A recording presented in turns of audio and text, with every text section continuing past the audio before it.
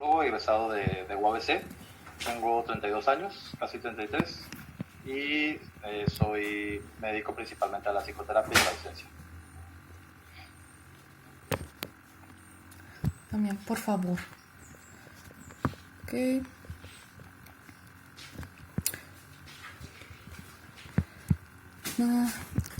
¿Fue lo que más te gustó de ese enfoque? Bueno, yo me dedico a la psicoterapia bajo el enfoque cognitivo-conductual, y parte de lo que me llamó la atención es el hecho de que cuenta con bastante respaldo por parte de la comunidad científica, es decir, hay varias investigaciones que respaldan su eficacia o la eficacia de las intervenciones bajo este enfoque, y eso fue una de las cosas que me llamaron mucho la atención. Y ya después que empecé a leer, me gustó la teoría, me gustó la manera en la que desarrollan las técnicas, incorporan muchas técnicas y es bastante estructurada también. Ok. ¿Qué ha sido lo que más te ha gustado de tu experiencia en la universidad? Como estudiante, lo que más me gustó fue, aparte evidentemente de estas cuestiones de especialización y de amigos y todo eso, de la universidad, rescato mucho el estar siendo estimulado. Vete a jugar allá, por favor. ¿No? El estar conociendo tanta información nueva, el estar comparando teorías, el estar conociendo opiniones diferentes, tanto de los maestros como de los compañeros, el estar discutiendo ideas o debatiéndolas, y el tener mucho tiempo también para leer y para informarme más. Yo creo que eso fue una de las cosas que más disfruté cuando fui estudiante de la licenciatura, ¿no? Y en la maestría pues ya fue un poquito diferente. Mi maestría fue en terapia cognitivo-conductual, pero supongo que también eso, en la maestría fue más como el estarme actualizando respecto a cosas que creía ya conocer, o que a lo mejor podía profundizar todavía un poquito más. Ok. ¿Dónde cursaste tu maestría? La maestría la hice en Xochicalco, Universidad de Xochicalco, en el campus Tijuana. ¿Habías considerado algunas otras opciones? Sí, sí había pensado ya en estudiar otras maestrías, otros programas de posgrado, pero no otros enfoques de psicoterapia. Sí, es decir, pensé, por ejemplo, en estudiar sexualidad, que de hecho todavía es una de las ramas en las que me interesa seguirme desarrollando. Y también pensé en estudiar la maestría, por ejemplo, de estudios culturales del COLEF, que ya es una rama bastante diferente, o algo de psicología social, ¿no? Algo más orientado a psicología social o psicología comunitaria sobre todo. Pero en cuanto a enfoques, yo sabía que si me iba a comprometer con un enfoque, iba a ser cognitivo-conductual, y en Tijuana, al mayor de mis conocimientos, la única universidad que oferta una maestría como tal en ese enfoque es Xochicalco, y los demás programas tienen como una mezcla de diferentes enfoques, y yo ya tenía definido cuál era el que quería estudiar, entonces no me interesaban los demás. Okay. ¿Y cómo es que funciona este enfoque ya en una práctica? Pues la terapia cognitivo-conductual tiene muy claros como sus supuestos teóricos. Entonces, de entrada, me imagino como en la mayoría de los enfoques, ¿no? Lo primero es conocer bien la teoría, y algo en lo que hace mucho hincapié es en la manera en la que nuestros pensamientos afectan el cómo nos sentimos y el cómo actuamos, la conducta y la emoción. Entonces, gran parte de la terapia consiste en que la persona, el cliente, el paciente, evidentemente pues sigue una serie de pasos, ¿no? Es un enfoque muy estructurado, y primero se hace una evaluación, por ejemplo, aparte del establecimiento del rapport y todas estas cuestiones importantes en psicoterapia en general. Hay un proceso de evaluación, después se diseña el tratamiento, la intervención, y hacia el final de la terapia se hace lo que llamamos prevención de recaídas.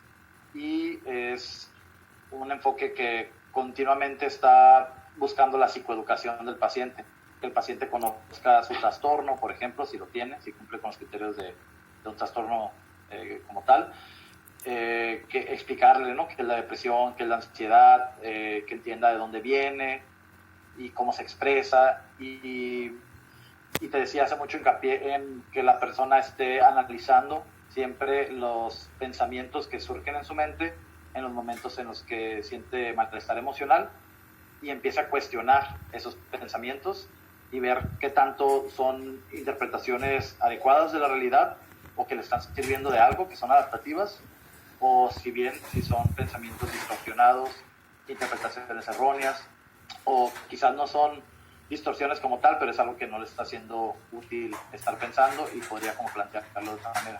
Entonces, gran parte de la terapia consiste en eso. Digo, es mucho más complejo, pero así de forma muy simplificada. En la práctica se está haciendo mucho hincapié en que la persona identifique y cuestione sus interpretaciones de las diferentes situaciones que atraviesa.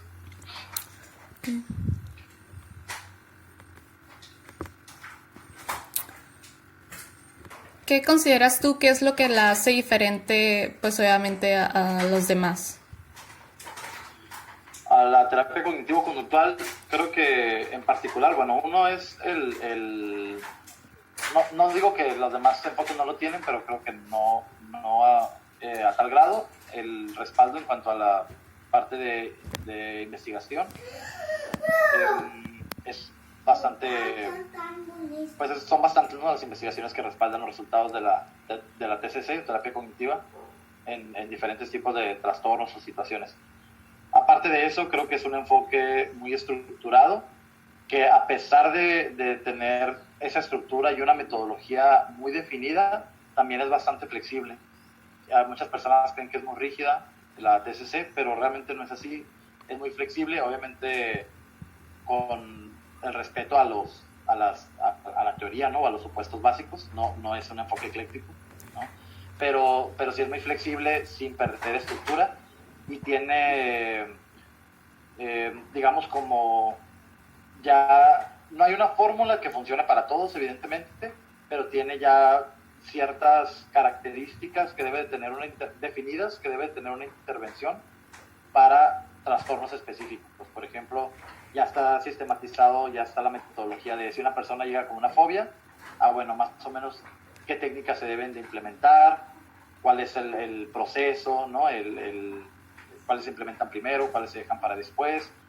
Obviamente te tienes que adaptar a cada persona y a su situación de vida particular, pero en general ya hay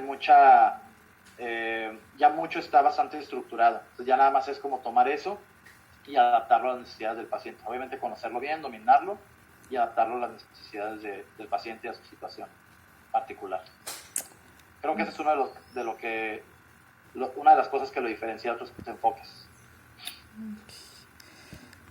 ¿Hay algún personaje de esta corriente que nos podrías recomendar?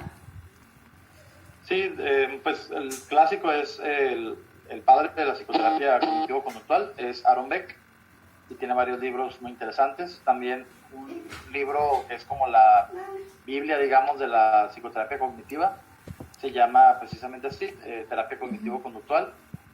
Se llama solo terapia cognitiva, ¿así? Y es de Judith Beck, la hija de ese autor.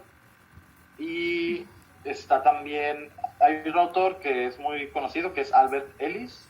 Albert Ellis, como tal, él no decía que era terapeuta cognitivo-conductual, él le llamó a su terapia racional emotiva, o la TREC, racional emotiva conductual, pero son muy parecidos los supuestos, son básicamente como corrientes distintas de un mismo enfoque, por decirlo de cierta manera. Nada más que ve que es un poquito más como estructurado, sistemático, le da más importancia también a los aspectos conductuales, y él dice es un poquito más como filosófico, más reflexivo, pero los dos se complementan, ¿no? Las teorías de ambos encajan bastante bien una con la otra. Entre muchos otros, ellos son los que recomendaría en primer lugar. ¿Algo que te gustaría compartirnos, algún mensaje que te gustaría dejarnos? Sí, pues solamente que si les interesa la psicoterapia, recuerden que no hay ningún enfoque que tenga como una fórmula que funcione para todos, pero justamente por eso es importante entender bien cómo, yo creo que es importante como comprometernos con un enfoque, no practicar un eclecticismo que implique de repente que no tengamos ningún orden o estructura, o sobre todo por el paciente, ¿no? Como no pretender que nosotros vamos a conocer, a tener las respuestas cuando ya ha habido estas personas que han hecho investigación y respaldado ciertos enfoques que ya existen. Entonces sí creo que es importante, no de manera rígida, pero sí comprometernos con un enfoque. No quiere decir que estemos peleados con los demás, pero sí comprometernos con un enfoque en el sentido de entenderlo bien, dominarlo y recordar que siempre nos tenemos que estar actualizando, siempre estar verificando las técnicas, las intervenciones que estamos haciendo, verificando que estén validadas científicamente. Y pues básicamente es eso, recordar, ¿no?, el aspecto ético, que justamente en el código ético de psicología nos dice que nuestras intervenciones tienen que tener un respaldo científico. Entonces recordar eso, elegir un enfoque que en la medida de lo posible esté respaldado científicamente, creo que es algo muy importante, ¿no? Y cuidarnos de ciertos enfoques o formas de psicoterapia o prácticas que resultan muy atractivas para las personas por la idea del enfoque, pero que realmente no tienen ningún fundamento, ¿no? Sí, que es muy común en México que se practiquen ciertas formas de terapia no validadas, y eso no es muy ético. Entonces, ese sería mi comentario.